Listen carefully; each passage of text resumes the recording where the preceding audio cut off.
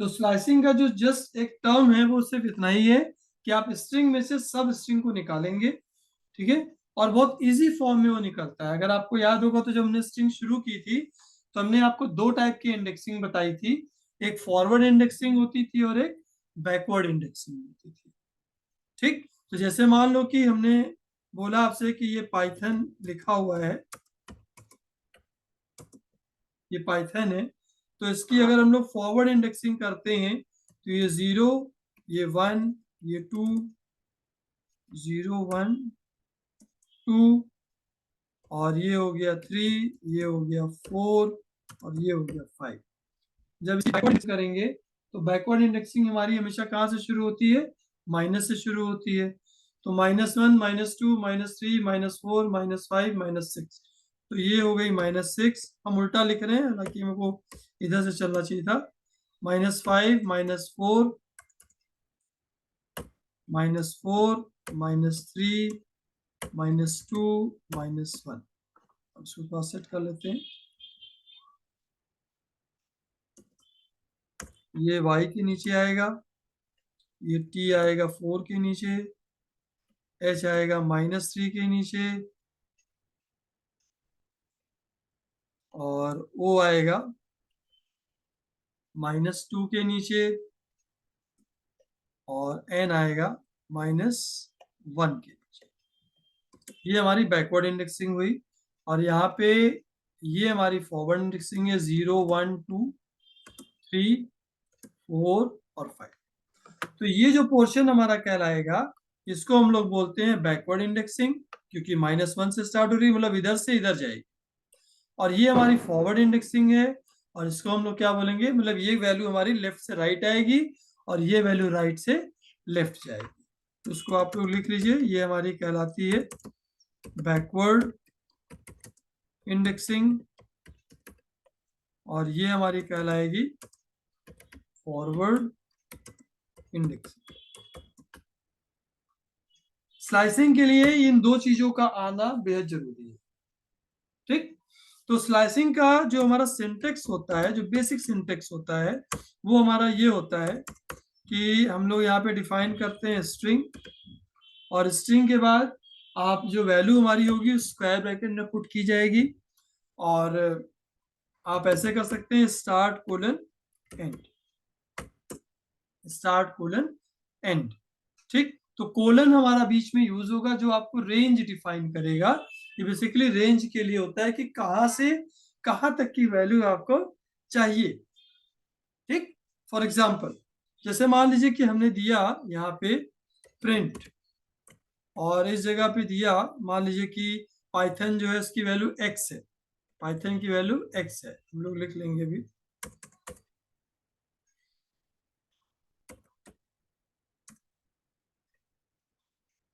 इसको भी कमेंट में ही कर देते हैं।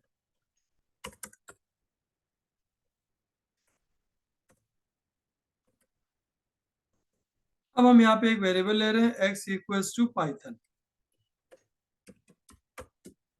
सेम सिंटेक्स पे ही चलेंगे, और इस जगह पे हमने लिखा प्रिंट। प्रिंट में हम लोग स्लाइसिंग यूज करने वाले हैं, ठीक है। तो जैसे हमने दिया यहाँ पे 0:3, तो 0:3 अगर हम देंगे, 0:3 अगर हम लोग देंगे, तो यहाँ पे वैल्यू क्या आनी चाहिए? एज पर सिंटेक्स क्या क्या आना चाहिए? PYTH आना चाहिए कि PYT आना चाहिए, अगर हम कोई पार्ट दे रहे हैं तो, ठीक है। तो इसको एक बार रन करा के चेक करो कि अगर हम 0 से 3 दे रहे हैं तो ये PYTH ये आएगा कि PYT आएगा, इसको देखते हैं।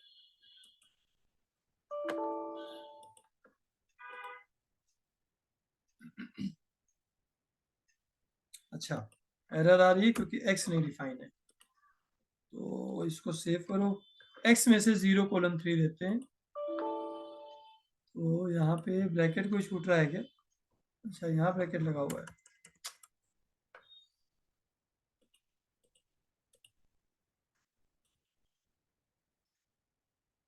देखो PYT आ रहा है, तो PYT का मतलब जैसे रेंज फंक्शन काम करता था कि जहां तक की वैल्यू को हम दे रहे होते, जो एंड वैल्यू होती थी उसको वो एक्सक्लूड कर देता था। वैसे ही आपका कौन सा फंक्शन काम कर रहा है अब, स्लाइसिंग काम कर रही। तो 0:3 का मतलब जो साफ साफ होगा वो ये होगा कि वो इस पार्ट को एक्सक्लूड करेगा और 0 से लेके 2 तक की वैल्यू को प्रिंट कर देगा। ठीक है। अब ऐसे ही अगर हम चाहें तो प्रिंट, और यहाँ पे दे दें x 0:, अब मान लो हमें पाइथन तक चाहिए पूरा, तो पाइथन तक तो 5 है, तो हमको यहाँ क्या लिखना पड़ेगा, 0:6 लिखना पड़ेगा। तो 0: जब हम 6 लिखेंगे तो हमको पाइथन पूरा मिल जाएगा। देखो पाइथन पूरा पूरा आ गया। यहाँ पे हम आपको दिखाते हैं, ये देखिए पाइथन पूरा पूरा आ गया। तो मतलब आप जो भी एंड वाली वैल्यू दे रहे होंगे वहां तक की वैल्यू आपकी ये प्रिंट होके एंड -1 तक की वैल्यू प्रिंट होके चली आएगी। ठीक है। तो इस तरीके से हमारा स्लाइसिंग का काम हो रहा होगा, लेकिन इसमें कई एग्जांपल्स हम लोग को और देखने हैं समझने के लिए, ये बहुत बेहद ही जरूरी है। ठीक। अब अगर मान लीजिए कि हमने यहां से दिया आपको प्रिंट, और प्रिंट में दिया x, और x में हमने दिया लाइक ऊपर वाली वैल्यू हम लोग चलते हैं -1 -2 -3 -4 -5 -6। अगर बैकवर्ड इंडेक्सिंग करना चाहते हैं तो हम लोग इसको कैसे देने वाले हैं। ठीक। तो एक बार करते हैं -1:, और -4, -1:, -4। अब इसका रिजल्ट आप अपने दिमाग में बैठाइए कि क्या आने वाला है, और देखिए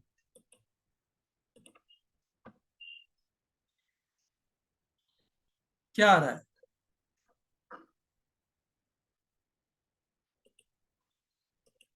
देखिए कुछ आ रहा है,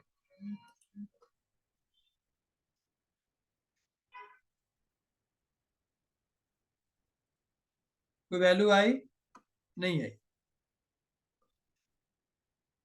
ठीक, कोई भी वैल्यू नहीं आई। कब, जब हमने उसको -1 से -4 दिया। अब इसको ठीक उल्टा कीजिए, अब इसको आप कीजिए -4, और यहां पे कीजिए -1। अब देखिए क्या रिजल्ट आ रहा है, देखिए अब आ रहा है THO। अब रिजल्ट आपका आ रहा है THO। ठीक। तो जरा आप इसको एक बार आप लोग सभी लोग इसको जरा एनालाइज करो। चलो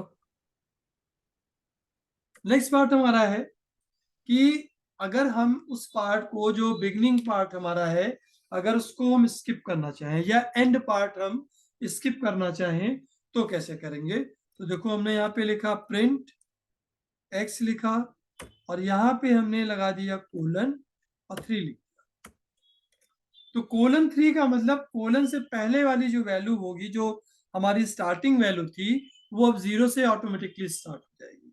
अगर हमने :3 दे दिया, इट मीन्स कि ये वैल्यू हमारी कहाँ से स्टार्ट हो जाएगी, 0 से। तो 0 से 2 तक की वैल्यू आनी चाहिए, मतलब p/t आना चाहिए। इसको देख लो करके, यहाँ पे देखो p/t हमारा आ रहा है। ठीक। तो ये एक पार्ट हुआ कि आप यहाँ पे इस पार्ट को स्किप कर दीजिए और एंड वैल्यू दे दीजिए, तो काम आपका हो जाएगा। या अगर हमने यहाँ पे दिया प्रिंट, और इस जगह पे हमने लिखा x, और इस जगह पे लिखा 3:, स्क्वायर ब्रैकेट बंद और कर्ली ब्रैकेट बंद। तो 3:, का मतलब क्या हुआ कि अब ये जो इंडेक्स स्टार्ट होगा वो 3 से स्टार्ट होगा, और कहां तक जाएगा, एंड ऑफ द लेंथ तक जाएगा। तो मतलब इस हिसाब से ये HON आना चाहिए। ठीक। तो अब इसको जब हम रन कराएंगे तो हम देखते हैं कि रिजल्ट हमारा क्या दे रहा है। वो देखो HON आ रहा है। ठीक। तो आप दोनों तरफ से, दोनों एंड से स्टार्ट या इंडेक्स वैल्यू को स्किप कर सकते हैं। देखो यहाँ पे हमने बिगिनिंग लेवल पे स्किप किया, और यहाँ पे एंड लेवल पे स्किप किया। ठीक। तो हमारा रिजल्ट यहाँ पे आ रहा है। तो देखो ये एक बहुत बड़ा एडवांटेज है, ये बहुत बड़ा फायदा है कि आपको कोडिंग नहीं करनी पड़ी है। आपने एक लाइन में से एक लाइन यूज किया कोडिंग का, और आपकी स्ट्रिंग पूरी पूरी यूज होके चली जाए। ठीक है। अब इसी में कुछ पार्ट और होते हैं, जैसे फॉर एग्जाम्पल जैसे हमने :3 और 3 लिया। अब अगर हम दोनों को मिला दें, देखो अब हमने लिखा x:3 square bracket plus x:3 पहले थे ना, हाँ, उसके बाद x3:। अब इसका आउटपुट क्या आना चाहिए, देखो जरा ऊपर की स्ट्रिंग, और जरा मुझे इस बारे में बताओ कि इसका आउटपुट आपका प्रिंट x, और यहाँ पे हम लोगों ने दिया इसी पार्ट को :-5, ठीक, प्लस x, फिर दिया और यहाँ पे दिया हम लोगों ने -5 कोलन, और यहाँ पे इसको बंद किया ब्रैकेट। हाँ, अब इसको रन कराते हैं, ये क्या देने वाला है इसको भी चेक करते हैं, पाइथन। ठीक, तो ये एक बहुत ही इंटरेस्टिंग पॉइंट है, जहां पे आप देख रहे हैं कि अगर सेम वैल्यू हम पास कर रहे हैं और प्लस हम पाइथन प्लस हम -5 इधर कोलन से -5 और कोलन से पहले -5 दिया, या कोलन के बाद 3 और कोलन के पहले 3, तो हमको सेम स्ट्रिंग रिसीव हो जाती है। ठीक, तो ये एक बहुत इंटरेस्टिंग पॉइंट ये आपके पास है। इसके अलावा अगर आप चाहेंगे तो आप कैरेक्टर्स को स्किप भी करा सकते हैं। कैरेक्टर्स को स्किप कराने का मतलब क्या होता है कि हमने यहाँ पे दिया प्रिंट x, यहाँ पे दिया 1:, कहाँ तक है 7:2, 1:7:2, तो 1:7:2 का मतलब 1 से 6 तक जाना है, और दो कैरेक्टर पे काम करेगा, स्किप करेगा, जैसे रेंज में किया करता था। तो यहाँ पे देखिए अब क्या आ रहा है, YHN आ रहा है। ठीक, पहले ये आया, फिर एक कैरेक्टर मतलब दूसरे कैरेक्टर पे ये आया, और फिर N आ गया। तो ये पार्ट आपका हो गया कि आपकी स्ट्रिंग इस तरीके से बिहेव कर रही है, मतलब यहाँ पे आप स्टेप वैल्यू कुछ भी दे दीजिए, 2 दे दीजिए, 3 दे दीजिए, 1 दे दीजिए, 5 दे दीजिए, तो यहाँ पे ये वैल्यूज ऑटोमेटिकली आपकी क्या हो जाएगी, स्किप करना शुरू करेगी। कि आपको अगर ऑल्टरनेट कैरेक्टर्स चाहिए तो आप ऑल्टरनेट कैरेक्टर्स के ऊपर काम कर सकते हैं। ठीक है, इसके अलावा एक ऑप्शन और है, और वो है प्रिंट, और प्रिंट के साथ साथ अगर हम लोग ::-1 कर दें, लेकिन ::-1 किसके साथ करेंगे, x के साथ करेंगे, ::-1 कर देंगे तो देखिए क्या आने वाला है, और -1 देखते हैं। देखिए स्ट्रिंग रिवर्स हो गई, आपको कुछ नहीं करना पड़ा, आपने सिर्फ एक लाइन लिखी और स्ट्रिंग आपकी रिवर्स होके चली आई। ठीक, ये क्लियर हो गया। तो देखो पाइथन में कोड आपका कितना सिंपल हो गया, कितना छोटा कोड हो गया। अब अगर हमें यहाँ पे कहा गया कि भाई एक काम करो, पैलिंड्रोम स्ट्रिंग चेक करो, ठीक है, तो हमने क्या लिखा, x = यहाँ पे फटाफट मैडम लिखा, ये मैडम लिखा, और y = क्या लिख दिया, y = x: ::1।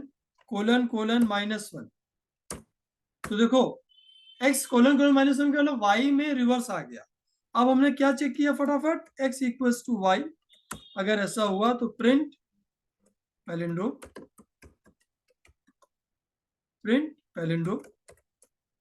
देखो बहुत छोटा सा कोड, 4 लाइन के कोड में हम लोगों ने ये फाइंड आउट कर लिया कि जो गिवन स्ट्रिंग है वो पैलिंड्रोम है कि नहीं।